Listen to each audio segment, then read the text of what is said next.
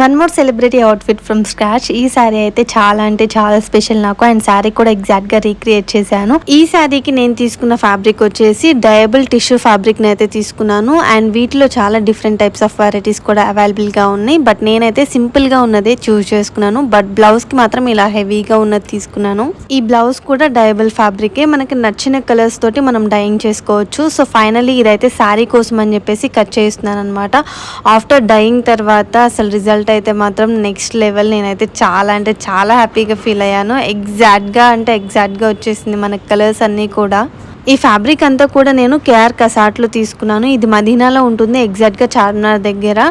And dyeing కూడా వాళ్ళే చేపించిస్తారు, మనం ఎగ్జాక్ట్ కలర్స్ చూపిస్తే చాలు.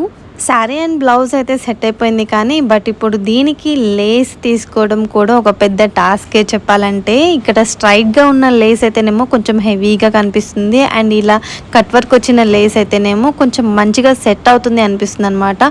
సో అందుకని నేనైతే కట్ వర్క్ వచ్చిన లేసే తీసుకున్నాను. ఈ శారీ అండ్ బ్లౌజ్ని స్టిచ్ చేయించి నెక్స్ట్ వీడియోలో ఫైనల్ రిజల్ట్ ఎలా వచ్చింది అనేది స్టైల్ చేసి చూపిస్తాను. పార్ట్ 2 అయితే మాత్రం అసలు మిస్ చేయకండి.